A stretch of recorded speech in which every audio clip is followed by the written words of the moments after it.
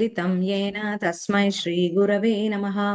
श्रीचैतन्यमनोभीष्टं स्थापितं येन भूतले स्वयं रूपकदा मह्यं ददाति स्वपदान्तिकं। वन्देऽहं श्रीगुरो श्रीयुतपदकमलं श्रीगुरुन् वैष्णवांश्च श्रीरूपं साग्रजातं सहगण रघुनाथान्वितां तं सजीवं साद्वैतं सावधूतं परिजनसहितं कृष्णचैतन्यदेवं श्रीराधा कृष्ण पादान् सह गणललिता श्री विशाखान्वितांश्च। हे कृष्णा करुणा सिन्धु दीनबन्धो जगत्पते गोपेश गोपिका कान्त राधा कान्त नमोऽस्तुते। तप्त काञ्चन गौरांगी राधे वृन्दावनेश्वरी वृषभानुसुते देवी प्रणमामि हरिप्रिये।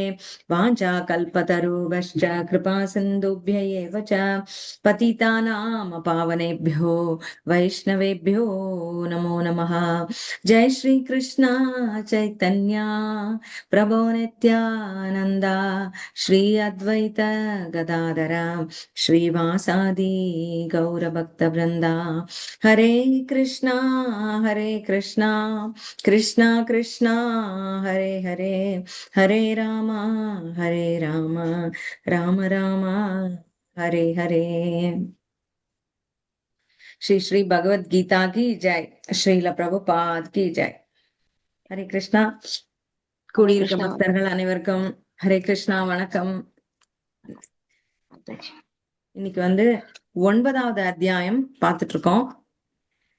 அதுல மிக ரகசியமான அறிவு அப்படின்னு அதுல மிக பெரிய பெரிய விஷயங்களை ரொம்ப அழகா சிம்பிளா சொல்லுவார் கிருஷ்ணர். அதுதான் பார்க்க போறோம்.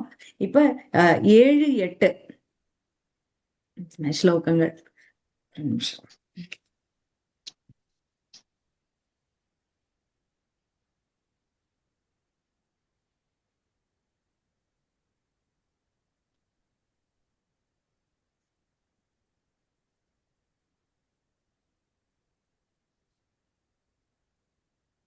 முக்கியமான ஸ்லோகம் ராஜவித்யா ராஜகுஹ்யம் பவித்ரம் இதமுத்தமம் பிரத்யக்ஷவாகமம் தர்மியம் சுசுகம் கர்த்தும் அவ்யயம் அப்படின்னு சொன்னார்.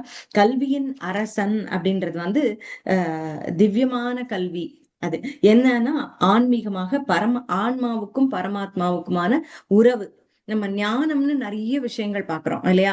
நம்முடைய குணங்களை பற்றி நம்ம அறிஞ்சுக்கிறது எல்லாமே ஞானத்துல அடங்குது. சரி, இதுல ஞானங்கள் எல்லாத்துலயுமே இதெல்லாம் வித்யைகள். நாம் கற்றுக்கொள்ள வேண்டியது. கற்றுக்கொள்ள வேண்டியதில் ராஜ வித்யா எது அப்படின்னா, அதாவது பெஸ்ட் இம்பார்ட்டன்ட் கொஸ்டின் அப்படின்னு நம்ம சொல்றோம்ல எக்ஸாம்ஸ்ல. அதை முக்கியமா படிச்சுட்டு போனா அது தேர்வுல வந்துரும், நம்ம மார்க் வாங்கிடலான்னு. அந்த மாதிரி ரகசியமான அறிவு ராஜ வித்யா. வித்யைகளிலே ராஜனானது எது அப்படின்னா ஆன்மாவுக்கும் பரமாத்மாவுக்குமான உறவை அறிவது. அது என்ன அப்படின்னு அது ரகசியமானது. அது சும்மா ஈஸியாலாம் தெரிஞ்சுக்க முடியாது. அது ரொம்ப ரெஃபரன்ஸ் பண்ணி நீங்க லைப்ரரி எல்லாம் போய் அதுக்கு ஆன்சர் கண்டுபிடிக்கணும். அந்த மாதிரி ரெஃபரன்ஸ் நிறைய பண்ணணும். அந்த மாதிரி சும்மாலாம் அப்படி எப்படி கிடைச்சிடாது. ஆனா அது பிரபுபாதர் நம்மளுக்கு எவ்வளவு எளிமையா எடுத்து சொல்லியிருக்காரு பாருங்க.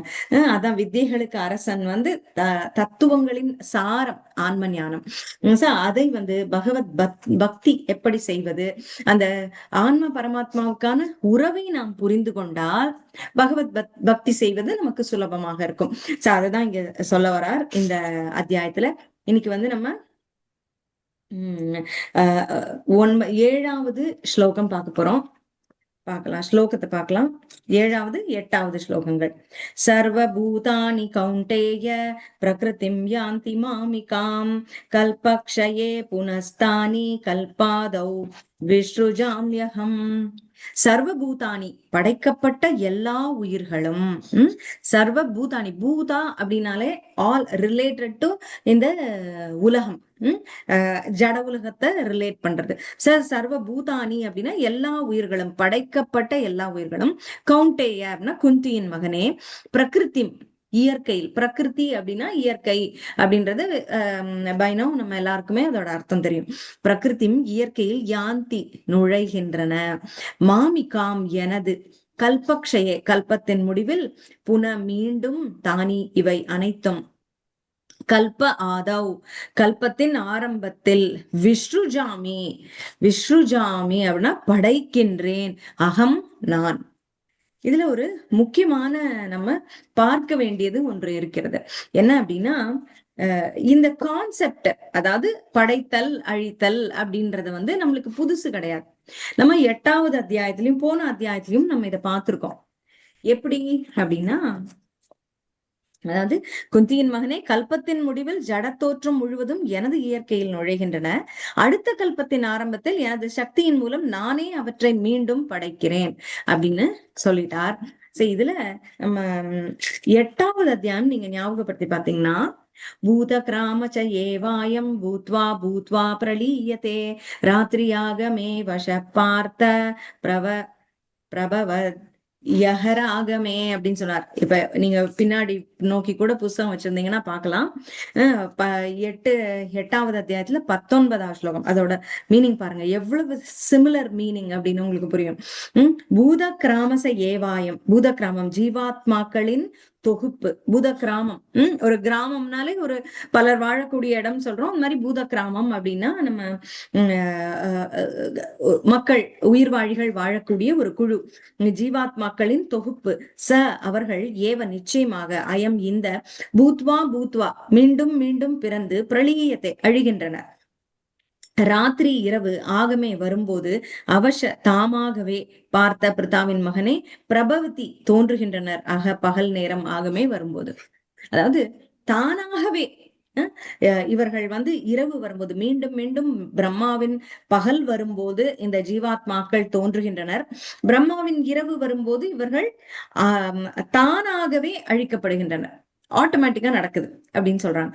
சரி, இது இருக்கு. இது நம்ம 8வது அத்தியாயத்துல பார்த்தோம், பரத்தை அடைதல் அப்படின்றது. ஏன்னா அடைதல் அப்படின்றது வந்து இறுதி இலக்கு.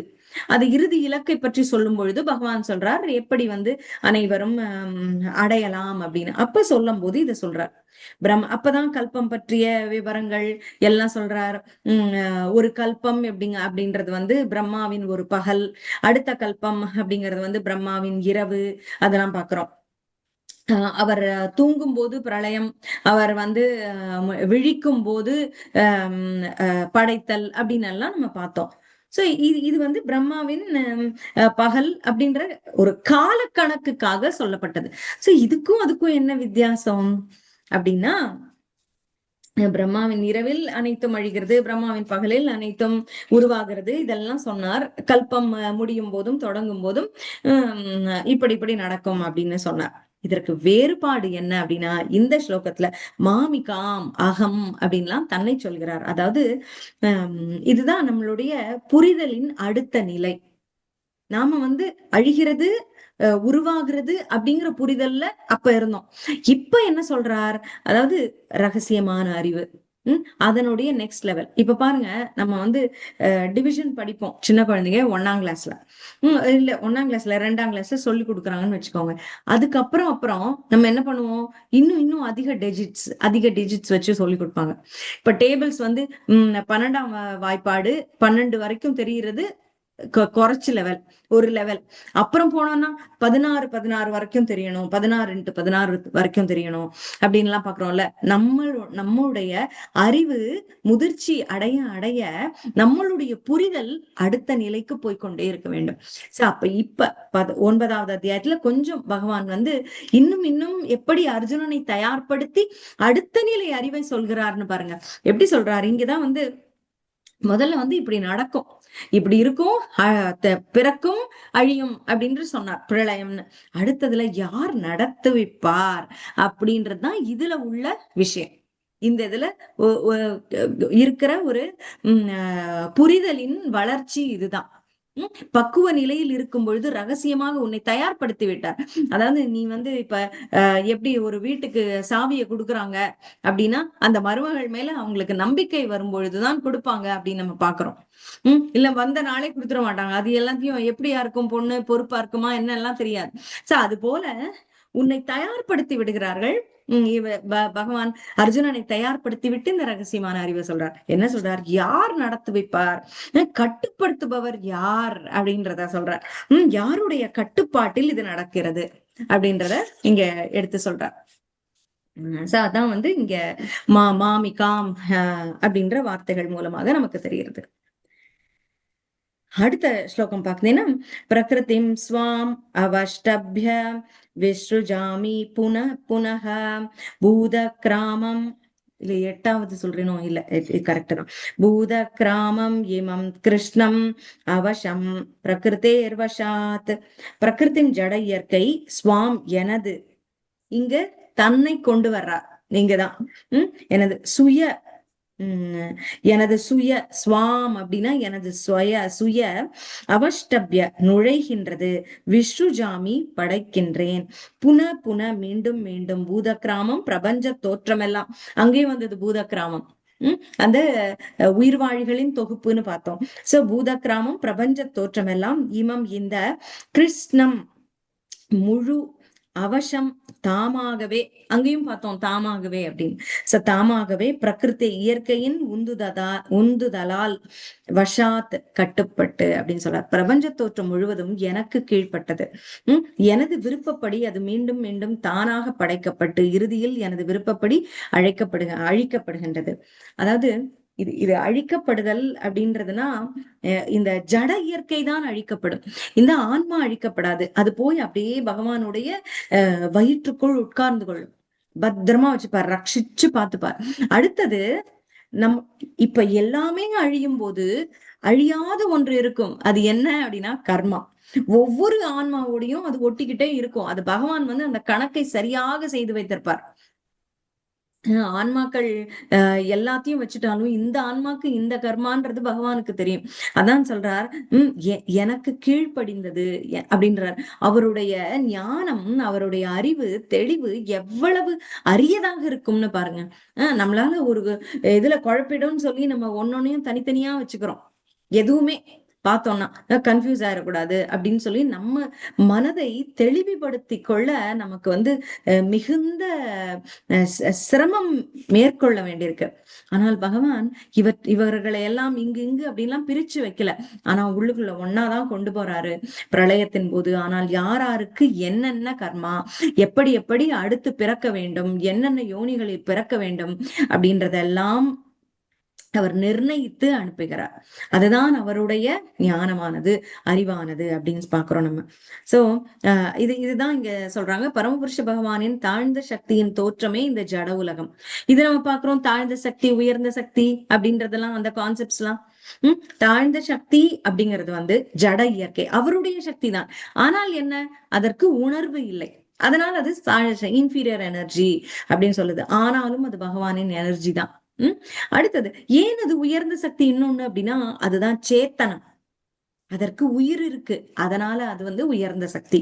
சோ அது இதனை பலமுறை விளக்கியுள்ளோம் அப்படின்னு சொல்றாங்க. படைப்பின் போது ஜட சக்தி மகத்தத்துவமாக விடுவிக்கப்படுகிற மகத்தத்துவம். இதுவும் நம்ம முன்னாடியே நம்ம பேசியிருக்கோம். 24 மூலக்கூறுகளால் ஆனது இந்த ஜட சக்தி.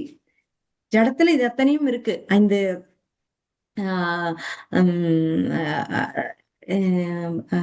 இது என்ன 5 கர்மேந்திரியங்கள், ஞானேந்திரியங்கள், அப்படியாக பஞ்சபூதங்கள் அனைத்தும், அதுவே 15 ஆகிறது. அப்புறம் நம்மளுடைய புலன் பொருட்கள் 5, அது 20 ஆகிறது. அப்புறம் இந்த சூக்ஷ்மமாக நமக்கு வந்து பார்த்தா தெரியாது, பார்க்கும்போது இது புலன் பொருள், இது நம்மளோட புலன், காது, கண்ணுன்னு. என்ன அது 3 அப்படின்னா மனம், புத்தி, அகங்காரம், அது 3. சோ 23 மூலக்கூறுகள். இவற்றை தான் வந்து நான் முன்னாடியே சொல்லியிருக்கேன் உங்களுக்கு, இதோட காம்பினேஷன்ல தான் இந்த உடலே வருகிறது. எப்படி இருக்கணும், மூக்கோட அமைப்பு, எதை அது கிரகிக்கக்கூடிய தன்மையும் ஒவ்வொருவருக்கும் ஒவ்வொரு மாதிரி. சில பேர் பாம்பு செவின்னு சொல்லுவாங்க, அவங்களுக்கு எங்க இருந்தாலும் கிளியரா கேட்கும், எவ்வளவு மெதுவா பேசினாலும். சில பேருக்கு கொஞ்சம் மட்டா கேட்கும். அதோட இந்த புலன்களோட தன்மை எல்லாமே இது மகத்தத்துவமாக, இது எப்படி இருக்க வேண்டும்ங்கிறது கர்மாவை பொறுத்தது. இதெல்லாம் இந்த ஒரு ஆன்மாவுக்கு இது அனைத்தும் எப்படி அமைய வேண்டும் என்று பகவான் நிர்ணயிக்கிறார். இப்படியாக அவர் படைப்பிக்கிறார். சோ மகத்தத்துவமாக விடுவிக்கப்படுகின்றது. மகத்தத்துவம் அப்படின்னு. சோ அப்படி பகவானின் முதல் புருஷ அவதாரமான மகாவிஷ்ணு அதனுள் நுழைகிறார். இதுதான் வந்து படைப்பை பற்றி இதில் சொல்லப்பட்டிருக்கு. இப்ப வந்து இது மகத் தத்துவமாக விடைக்கப்பட்டு அதுல போய் மகாவிஷ்ணு நுழைகிறார். காரண கடலில் படுத்துக் கொண்டிருக்கும் அவர் தமது சுவாசத்தின் போது எண்ணற்ற அண்டங்களை படைக்கிறார். அவர் வந்து அத மகத்தத்துவமாக இருக்கக்கூடியதில் அவர் நுழைந்து அவருடைய சுவாசத்தில் அவர் அண்டங்களை படைக்கிறார் அப்படிங்கிறாங்க. அவை ஒவ்வொன்றிலும் அவர் மீண்டும் கர்ப்போதக்ஷாய விஷ்ணுவாக நுழைகிறார். ஒவ்வொரு அண்டத்துக்குள்ள அவர் தான் இங்க இருந்து படைக்கிறார். அதையெல்லாம் படைத்த பிற்பாடு அது ஒவ்வொன்றுக்குள்ளும் தான் சென்று அமர்கிறார். அது கர்ப்போதக்ஷாய விஷ்ணுவாக. ஒவ்வொரு பிரபஞ்சமும் இப்படித்தான் படைக்கப்படுகிறது. அவர் மீண்டும் க்ஷீரோதக்ஷாய விஷ்ணுவாக விரிவடைகிறார். அந்த விஷ்ணு மிகவும் நுண்ணிய அணுவிற்குள்ளும் அதான் பரமாத்மாவாக இருக்கக்கூடியவர். ஒவ்வொரு உயிர்வாழிகளையும் படைக்கிறார். உயிர்வாழிகள் மட்டும் இல்ல, ஜட இயற்கையில இருக்கக்கூடிய கல்லு, மண்ணு, தண்ணி எல்லாம் அதற்குள்ளும் போய் இவர் க்ஷீரோதக்ஷாய விஷ்ணுவாக இருக்கிறார். அதான் எல்லாம் நானுன்னு சொல்றாரு இல்லையா பகவான். ஜடமாக இருக்கக்கூடிய ஒவ்வொன்றுக்குள்ளும் அவர் இருக்கிறார். ஒவ்வொரு அணுவிலும் சென்று அவர் அமர்கிறார். புரியுதுங்களா? ஃபர்ஸ்ட் வந்து மகத்தத்துவமாக படைக்கப்படுகிறது. அதில் மகாவிஷ்ணு அமர்கிறார்.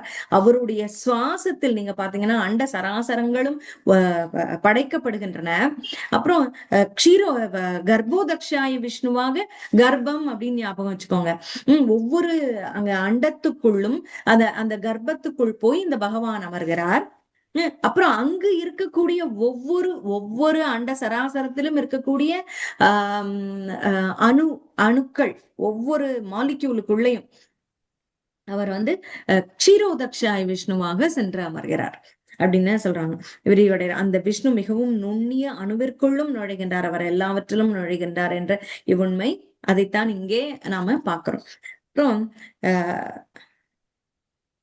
ஜீவாத்மாக்களை பொறுத்தவரை அவர்கள் இந்த ஜட இயற்கையினுள் கருவூட்டப்படுகின்றனர். தமது முந்தைய செயல்களின் அடிப்படையில் பல்வேறு நிலைகளை அடைகின்றனர். கரெக்டா? நம்மளுடைய கர்மாவை பொறுத்து நமக்கு இந்த உடல் கிடைக்கிறது அப்படின்னு பாக்குறோம். இதுதான் வந்து இவை அனைத்தும் தானாக நடந்தேறிவிடும். இதுவே பரமபுருஷ பகவானின் அச்சிந்திய சக்தியாகும். பற்பல உயிரினங்களை படைத்த பின் அவருக்கு உயிரினங்களுடன் எவ்வித தொடர்பும் இல்லை. இது அத்தனையும் படைக்கிறார், எல்லாம் தான் அதுக்குள்ள கூட தான் சென்று உட்கார்ந்து கொள்கிறார். ஆனா அதுதான் நம்ம பாக்குறோம்ல, நான் எல்லாருக்குள்ளும் பகவான் இருக்கார் அப்படின்னா ஒரு தவறு செய்யக்கூடியவனை ஏன் வந்து பகவான் சொல்வதில்லை, நீ தவறு செய்யாத, நீ வந்து இப்ப சரியாயிடு அப்படின்னு ஏன் சொல்றதில்ல? இதை செய்யக்கூடாது, தப்புன்னு ஏன் சொல்றது இல்ல அப்படின்னு நம்ம பாக்குறோம். ஏன்னா அவர் வந்து விலகி இருக்கிறார், ஒவ்வொன்றுக்குள்ளும் செல்கிறார், ஆனால் அதிலிருந்து விலகி இருக்கிறார். அதுக்குள்ள தானே போயிடுறது இல்ல. அதாவது என்னன்னா பாருங்க, ஒரு பெரிய ஆர்கனைசேஷன் இருக்கு, மீட்டிங் எல்லாம் போட்டு டெசிஷன் மேக்கிங் பெரிய ப்ராசஸ் இருக்கு, எல்லாம் பண்றாங்க அப்படின்னா அந்த டெசிஷன் மேக்கிங்ல யாருக்கு அங்க உரிமை இருக்கோ அங்க அவங்கதான் அந்த முடிவை எடுப்பாங்க. அங்க அதற்கு உரிமை இல்லாதவங்க எடுக்க மாட்டாங்க. இது வந்து நம்ம பார்த்திருக்கோம் இல்லையா? என்னன்னு அது போல பகவான் வந்து நமக்கெல்லாம் ஒரு உரிமை கொடுத்து அப்படி நிறுத்தி வச்சிருக்காரு. அவர் வந்து வெளியில இருந்துதான் பார்ப்பார். அங்க நான் சொல்றது வந்து அவங்களுக்கு உரிமை இல்லைங்கிற பட்சத்துல சும்மா இருப்பாங்க. சில இடங்கள்ல பாத்தீங்கன்னா பெரியவங்க வந்து மூத்தவர்கள் இளைய தலைமுறையினை பழக்க வேண்டும் என்பதற்காக அந்த பெரிய பெரிய பிசினஸஸ் எல்லாம் பாத்தீங்கன்னா, இல்ல சின்ன கடைகள்ல கூட அப்பா வந்து கலால உட்கார்ந்துருப்பார், பையனை வந்து முன்னாடி கஸ்டமர்ஸை ஹேண்டில் பண்றதுக்காக விட்டுருப்பார். நிறைய நம்ம மளிகை கடைகள் எல்லாம் பாக்குறோம். அப்ப அவன் எப்படி ஹேண்டில் பண்றான்னு பாப்பாரு. எல்லாத்துக்கும் அவர் வந்து தலையிட மாட்டார். அவனே இருக்கட்டும், அவன் வந்து சரியாக தான் ஹேண்டில் பண்றானா என்னங்கிறத அப்புறமா அவனுக்கு சொல்லுவார். பா நீ வந்து அவர் அப்படி கேட்டாரு, நீ இப்படி சொல்லிருக்க கூடாதுன்னு. ரொம்ப கைமீறி போச்சுன்னா அவர் வருவாரு, இல்லைன்னா இருப்பார்.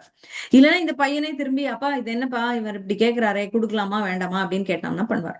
இது நம்ம பார்த்திருக்கோம். இதே போல பகவான் வந்து இந்த ஜீவாத்மாக்களுக்கெல்லாம் ஒரு சுதந்திரம் கொடுத்திருக்கார்.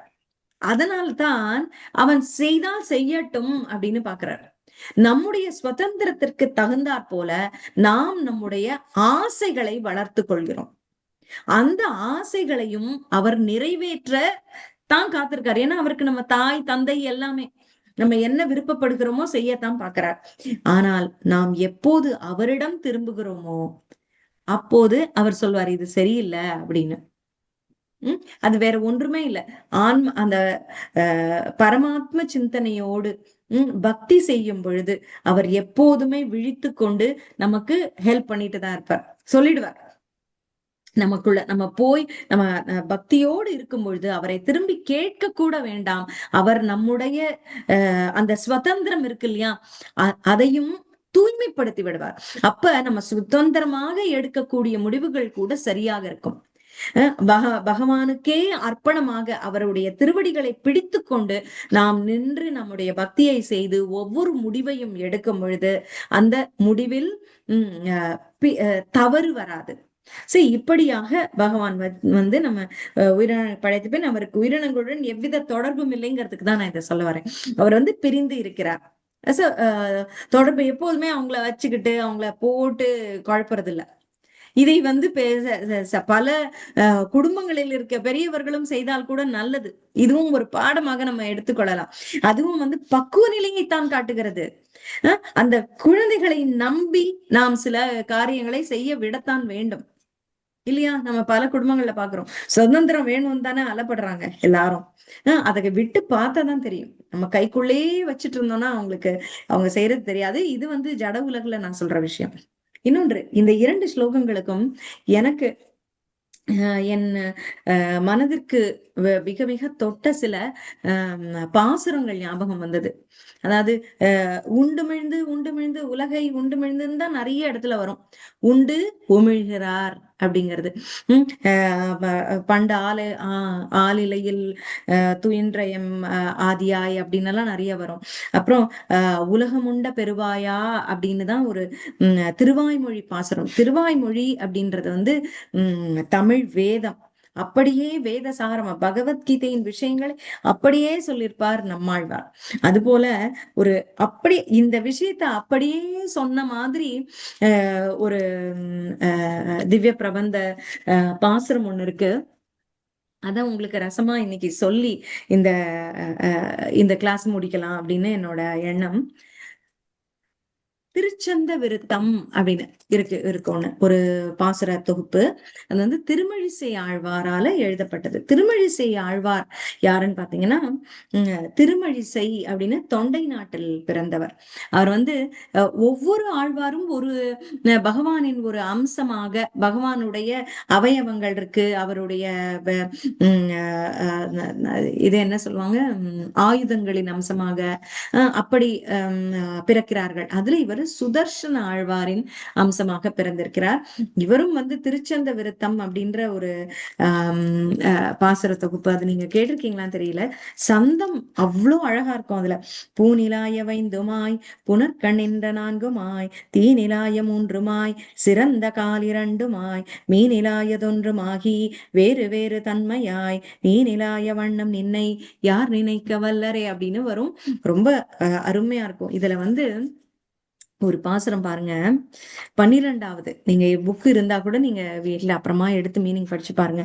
உலகு தன்னை நீ படைத்தி உள்ளொடுக்கி வைத்தி மீண்டு உலகு தன்னுளே பிறத்தி ஓரிடத்தை அல்லையால் உலகு நின்னொடொன்றி நிற்க வேறு நிற்றியாதலால் உலகில் நின்னை உள்ள சூழல் யாவருள்ள வல்லரே அப்படிங்கிறார். அதாவது உலகு தன்னை நீ படைத்தி, உலகை நீ படைத்தாய். இதுல வந்து படைத்தது, படைத்தி, வைத்தி, உள்ளொடுக்கி வைத்தி அதையும் சொல்றார். அப்புறம் பிறத்தி, எல்லாத்தையும் நீ பிறக்கவும் வைக்கிறாய். அப்புறம் உலகு நின்றோடு நிற்கிறாய், உலகாகவும் நிற்கிறாய். அப்புறம் எங்கு நிற்கிறாய்ன்னு எங்களுக்கு தெரியறதில்ல. அது எவ்வளவு அழகா கொண்டு வரார் பாருங்க. உலகு தன்னை நீ படைத்தி உள்ளொடுக்கி வைத்தி, உனக்குள்ள நீ ஒடுக்கி வைத்துக் கொண்டாய். ஒரு நிமிஷம். உள்ள ஒடுக்கி வைத்தாய், மீண்டும் உலகு தன்னுள்ளே பிறத்தி, மீண்டும் உலகு தன்னை நீ பிறக்க வைத்தாய்.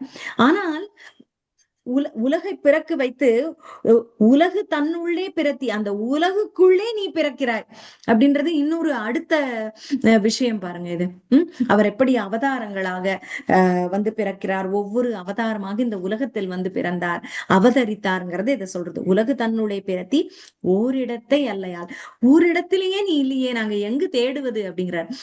ஓரிடத்தை அல்லையா, நீ ஒரு இடத்தில் இருப்பதே இல்லை, நீ எங்க இருக்கிறாய் என்று தெரிவதே இல்லை. உலகு நின்னோடு ஒன்றி நிற்க, அதான் இங்க நம்ம பார்த்தோம் இல்லையா, எப்படி வந்து கர்ப்போதக்ஷ விஷ்ணுவாக ஒவ்வொரு அண்டத்துக்குள்ளும் சென்று இருக்கிறார்னு. அதான் இங்கே உலகு நின்னோட ஒன்றி நிற்க, உலகத்தோடு ஒன்றி நிற்கிறாய் ஒவ்வொரு உலகத்துக்குள்ளுமாக. அதோட நிக்கிற. இப்ப வந்து உலகம்னு இப்ப ஒரு பொருள்னு பாத்தீங்கன்னா அதுக்குள்ள பகவான் இருக்காரு இல்லையா, அது போல உலகோடு அதோடு ஒன்றி நிற்கிறாய். வேறு நிற்றி ஆதலால், அதனால உன்னை வந்து எங்கு நிற்கிறாய், வேறு எங்கெங்கெல்லாம் நிற்கிறாய் என்று அறிவதற்கே இல்லை. உலகில் நின்னை உள்ள சூழல், உலகில் நீ எங்கு இருக்கிறாய், நீ என்ன சூழலில் எங்கு இருப்பாய் அப்படின்றத, உலகில் நின்னை உள்ள சூழல், நீ இருக்கக்கூடிய சூழல் யாவருள்ள வல்லரே. யாவர் உள்ள அப்படின்னா உள்ளத்தில் அறிய வல்லார் யாரு அப்படின்னு சொல்றாரு. அறிவு அரிது. யாவருள்ள யாருதான் அறிய முடியும், யாவருள்ள வல்லரேனா உன்னை அறியக்கூடிய வல்லமை யாருக்குதான் இருக்குப்பா அப்படின்னு சொல்றார். ரொம்ப ரொம்ப என்ன சொல்றது, அந்த விஷயம் அப்படியே பொருந்தி இருக்கக்கூடிய அந்த ஆன்ம ஞானம் அப்படின்றத அப்படியே பொருத்தி சொல்றாரு. இது ஒரே ஒரு பாசுரம் தான். இது மாதிரி நீங்க எத்தனை ஒரு பாசுரத்தை எடுத்தீங்கன்னாலும் ஆழ்வார்கள் வந்து அப்படியே தெய்வீகமான வார்த்தைகள். இங்க பகவான் சொன்னது பகவத்கீதைன்னு பாக்குறோம், அந்த மாதிரி ஆழ்வார்கள் சொன்னது பாசுரங்கள். இவற்றில் அந்த பகவானின் வார்த்தையையே வைத்து சொல்கிறார்கள் ஆழ்வார்கள். அவையும் வேதம் தான், அவையும் வந்து பகவானின் வார்த்தை போல. அவற்றை பார்க்கும் பொழுது நமக்கு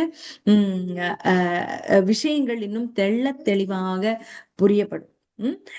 அத அத சொல்லி உங்களுக்கு சொல்லலாங்கிறதுக்காக தான் இன்னைக்கு நான் சொல்ல நினைச்சேன்.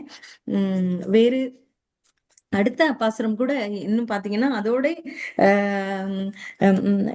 இன்னை என்று சொல்லலாவது இல்லையாதுமிட்டிடை பின்னை கேள்வன் என்பர்.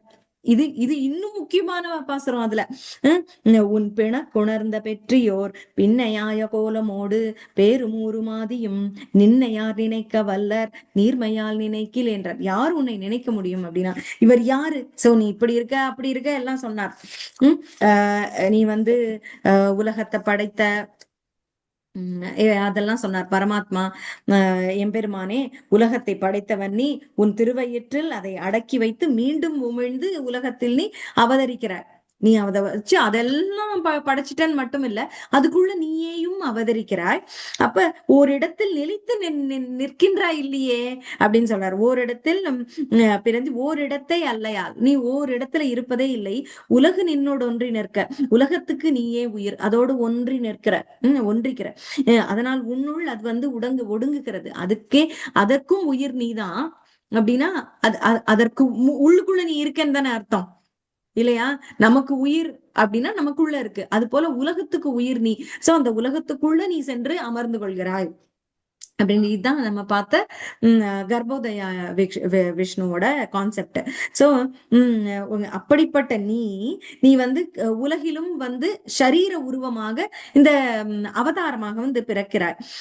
உனக்கு வேறு நிற்றி ஆதலால் சரீரம் எடுத்து வருகிறாய். ஆக ஒரு வகையிலும் ஒருவராலும் உன்னை நிர்ணயிக்க முடியவில்லை. நீ எப்படின்னே எங்களால புரிஞ்சுக்க முடியல. உனது ஆச்சரியமான தன்மைகளை நினைக்கவும் எவருக்கு ஆற்றல் உண்டு? அதுதான் சூழ் யாவருள்ள வல்லரே. யாவருக்கு இந்த உள்ளம் இருக்கிறது உன்னை புரிந்து கொள்ள அப்படின்னு கேட்டவர். அடுத்ததுல பாருங்க, பின்னை என்று சொல்லலாவது இல்லையாது மெட்டிடை பின்னை கேள்வன் என்பர் உன் பிணக்குணர்ந்த பெற்றியோர் பின்னையாய கோலமோடு பேருமூறு மாதியும் நின்னை யார் நினைக்க வல்லர் நீர்மையால் நினைக்கலே அப்படின்னு சொல்லியிருக்காருல்ல. அது வந்து பரமாத்மா உன்னை இப்படிப்பட்டவன் என்று யாரால் சொல்ல முடியும் அப்படின்னா உனது அவதாரங்களில் உன்னிடம் பக்தி உடையவர்களும் உன்னிடம் ஐக்கியமானவர்களும் விவாதம் செய்வதை கண்ட பாவலர்கள் நுண்ணிய இடையை உடைய இந்த பின்னை கேள்வன் அப்படின்ற வார்த்தை பார்க்கணும் நீங்க. பின்னை அப்படின்னா இங்க ஸ்ரீ வைஷ்ணவ சம்பிரதாயத்துல ராதாராணி அவர்களை நப்பிண்ணை பிராட்டியாக சொல்லுவாங்க. அவர்கள் வந்து ராதாராணி அப்படின்னு நேரடியாக எங்குமே குறிப்பிடப்பட்டிருக்காது. நப்பிண்ணைன்னு சொல்றாங்க பாருங்க. நப்பிண்ணை காணில் சிரிக்கும், நப்பிண்ணைய சொல்லாத ஆழ்வாரே இல்ல. கோபியர்களில் முதன்மையானவள் அப்படின்னு சொல்றது. சோ பின்னை கேள்வன். சோ யார் அறிய வல்லர், நீ யார் அப்படின்னா பின்னை கேள்வன்னு சொல்லிட்டாங்க. அப்ப இதுல என்ன சந்தேகம் நமக்கு? பகவான் கிருஷ்ணர் தான் அந்த அனைத்துக்கும் மூலமானவர்ங்கிறதுக்கு இதை விட சான்று வேண்டாம். அதான் சொல்றார், பின்னை நீலாதேவியான நப்பின்னைக்கு கணவன் என்று சொல்கிறார்கள். இப்படிப்பட்டவன் அறிந்து கொள்ளவே முடியவில்லையே. ஆனால் நீ நீ அந்த நப்பின்னை பிராட்டியின் கேள்வனாக இருக்கக்கூடிய கிருஷ்ணன் தான் அது அப்படின்றது சொல்றார். பின்னை கேள்வன் என்பர் யாருன்னா அந்த பல உன்னை பற்றி யார் யாருன்னு விவாதிக்கக்கூடிய பண்டிதர்கள் இருக்காங்கல்ல, அவர்கள் உன்னை இப்படி முடிவு பண்ணியிருக்கிறார்கள். நீதான்ற கன்க்ளூஷனுக்கு அவங்க வந்திருக்காங்களாம். உனது திவ்யமங்கள வடிவத்தையும் திருநாமங்களையும் திருத்தலங்களையும் அவதார ரகசியத்தையும் உன் அருள் இருந்தால் நீ சொல்லி அறிந்து கொள்ளலாமே தவிர மற்றபடி முழுமையாக அறியும் சக்தி எவருக்கு உண்டு? உன்னுடைய அருளினால் தான். அதான் நம்ம பிரபுபாதரும் பல இடங்கள்ல சொல்வார் இல்லையா, பகவான் நானே அறிவிக்கின்றேன், நீ பக்தியோடு வா, உனக்கு என்னை நான் காட்டிக்கொள்கிறேன், I will manifest myself தான் சொல்றார் பகவான். நானே உனக்கு அறியக்கூடிய அறிவை தருவேன், புத்தியை தருவேன் அப்படிங்கிறத பகவான் சொல்றார். அதான் சொல்ற, நீ உன்னுடைய வடிவத்தையும் நாமங்களையும்னு சொல்லிட்டார். நாமங்களை சொல்லணும் அப்படிங்கிறத ஆழ்வாரும் சொல்லியிருக்கார் அப்படிங்கிறது இங்க நமக்கு தெரியுது. யாருமே நாம ஜபத்தையும் நாம சங்கீர்த்தனத்தையும் மறுப்பவர்கள் இல்லவே இல்லை. அதை விட உயர்ந்தது வேற இருக்குன்னு யாருமே சொல்லல. சதா நாமங்களையும் திருத்தலங்களுக்கும் தலங்களுக்கு சென்று அவதார ரகசியத்தையும் உன் அருள் இருந்தால், இந்த அவதார ரகசியத்தை எல்லாம் உன் அருள் இருந்தால் நீ சொல்லி அறிந்து கொள்ளலாமே தவிர, நீ சொல்லினதுதான் எது? இந்த பகவத்கீதை அறிந்து கொள்ளலாம், மற்றபடி முழுமையாக அறியும் சக்தி யாருக்குமே இல்லை அப்படின்னு சொல்ற. சோ இப்படியாக இன்றைய நாளை நீங்க நல்லபடியாக தொடங்க வேண்டும் என்று வேண்டிக் கொண்டு இந்த உரையை மறைச்சுக்கிறேன். ஹரே கிருஷ்ணா. மிக்க நன்றி. ஹரே கிருஷ்ணா. ஹரே கிருஷ்ணமா. யார் ஜபம் பண்றீங்கன்னு சொல்லுங்க. ஹரே கிருஷ்ணமா. ஹரே கிருஷ்ணா ஹரே கிருஷ்ணா கிருஷ்ண கிருஷ்ணா ஹரே ஹரே, ஹரே ராம ராம ராம ஹரே ஹரே. ஜபிச்சுக்கலாம். நீங்க யாரு ஜபிக்கிறீங்க சொல்லுங்க, சாண்டிங் பண்ணுங்க.